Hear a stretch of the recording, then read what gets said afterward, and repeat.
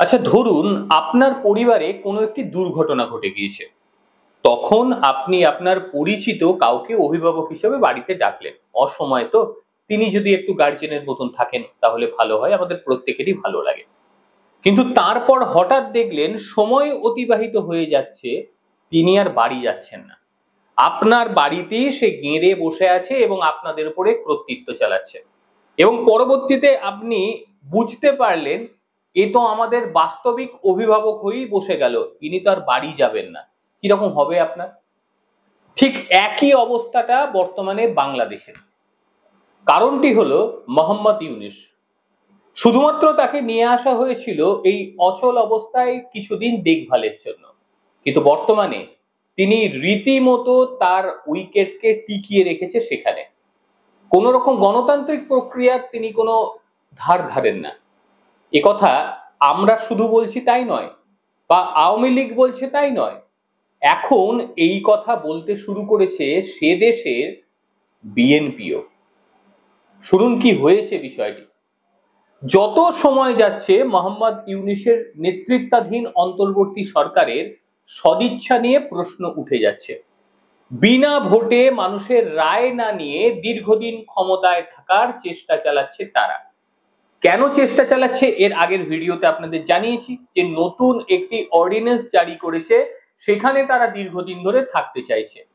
আর এই নিয়েই এতদিন আওয়ামী লীগ এবং ভারতের মানুষজন কথা বলতো। এখন এই বিষয় নিয়ে মুখ খুলতে শুরু করে দিয়েছে সেদেশের বিএনপি। বিএনপির স্থায়ী কমিটির সদস্য হাফিজউদ্দিন আহমেদ এই অন্তর্বর্তী সরকারের কাজকে তিনি মনে করিয়ে দেন এবং তিনি বলেন এই সরকারের প্রধান কাজ হলো একটি সুষ্ঠু নির্বাচনের ব্যবস্থা করে নির্বাচিত প্রতিনিধিদের কাছে ক্ষমতা হস্তান্তর করা। তিনি আরো বলেন, যে যায় লঙ্কায় সেই হয়ে যায় রাবণ।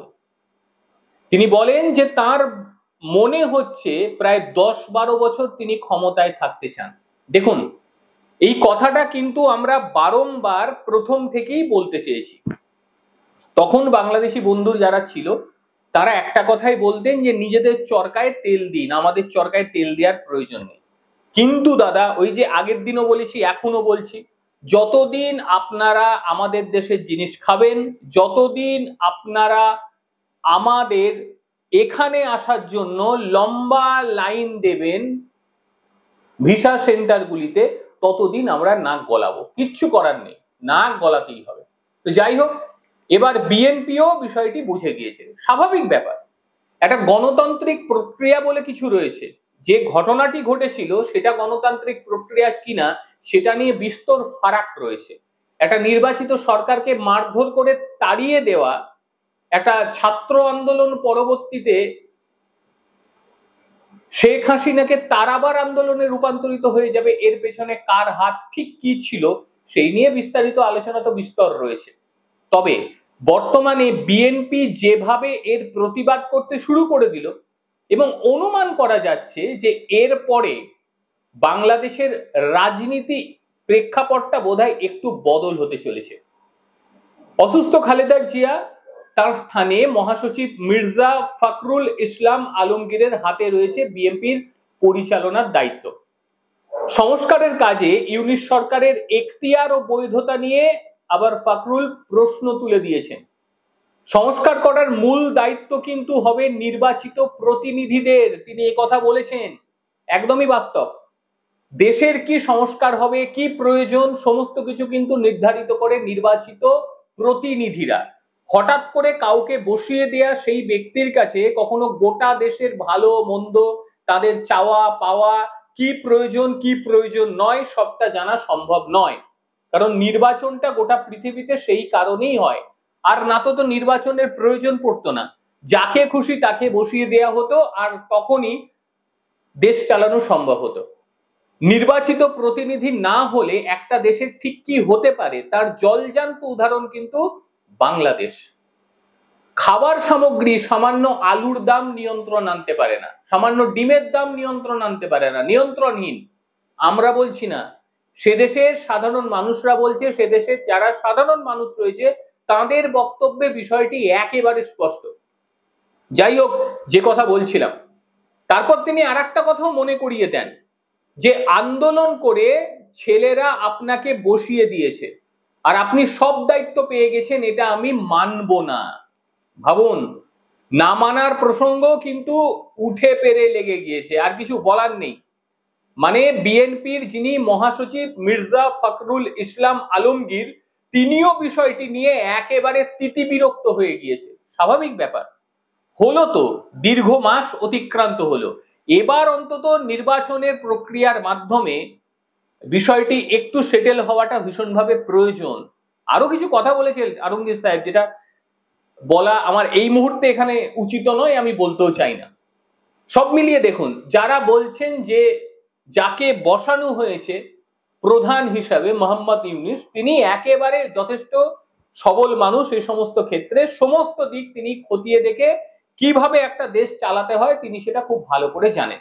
ব্যাংক চালাতে পারে, কিন্তু দেশ কি চালাতে পারে? অন্তত এই 3 মাসের যে সময়, এই 3 মাসের সময় বাংলাদেশের মানুষ কিন্তু একেবারে বুঝতে পারছে যে তাদের দেশ কতটা চলছে। দেশ চলছে অন্ধকারে, পেটে খাবার নেই, এইরকম একটা পরিস্থিতি। শুধু তাই নয়, আর একটা কথা বলি, ভারত বিদ্বেষ তো চরম আকারে পৌঁছে গেছে, তারপরেও আবার ত্রিপুরায় বিদ্যুৎ চেয়েছে, সেটার ভিডিও করব। ত্রিপুরাতে চুপি চুপি বিদ্যুৎ চেয়েছে, বলছে আমাদেরকে বিদ্যুৎ দিন। ভাবুন, একদিকে ধার করে বসে আছে, মানে সেই ধার শোধ দেওয়ার মতন মানে এখন পরিস্থিতি তারা পাচ্ছে না, তার উপর আবার আরো ধার করতে গেছে যে আমাদের বিদ্যুৎ দিন। মানে এই দেশটার যে সরকার, এই দেশের বর্তমান সরকার, যে তারা একেবারেই দেশ চালানোর যোগ্য নয়, এই কয়েক মাসের যা তাদের যে কর্মকাণ্ড সেটা দেখে একেবারে স্পষ্ট মাত্রায় বোঝা গিয়েছে।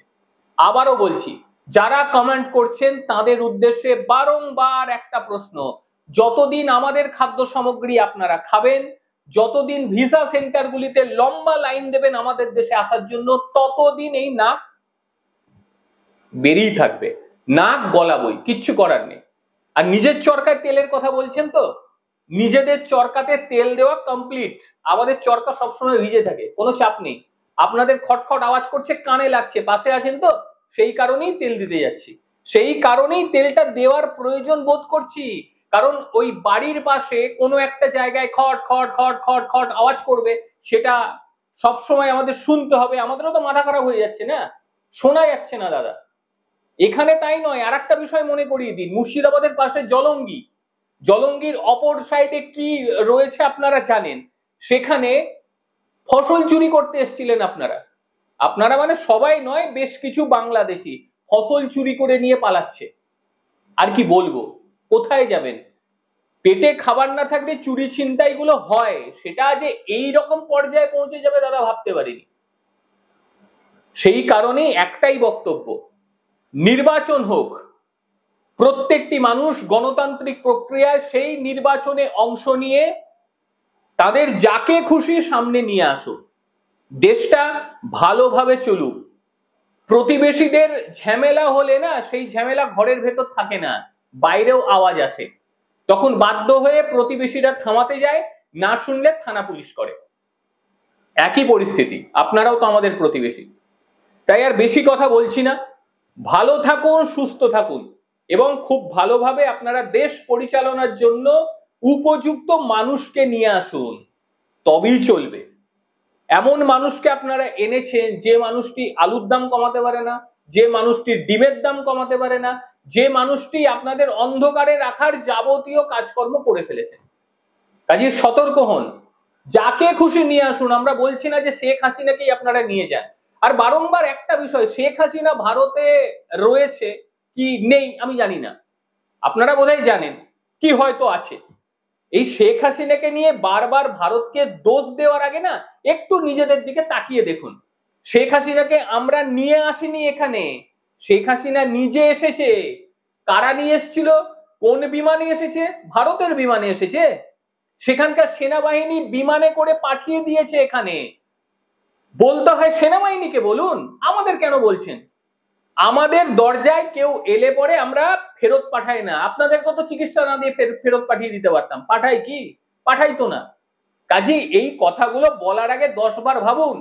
আপনাদের সেনাবাহিনী সেই সময় তাদের বিমানে করে ভারতে পৌঁছে দিয়ে গিয়েছিল সেই সময়ের প্রধানমন্ত্রীকে, আমরা আনতে যাইনি। কাজেই প্রধানমন্ত্রীর থাকা নিয়ে ইন্টারপোলের ভয় বা অন্য কিছু অন্য দেশকে দেখাবেন, আমাদের না। এগুলো সহ্যর বাইরে হয়ে যায়। ভালো থাকুন, প্রতিবেশী হয়েছেন নাক গলাবই, কিছু করার নেই। ভালো থাকবেন প্রত্যেকে, নমস্কার।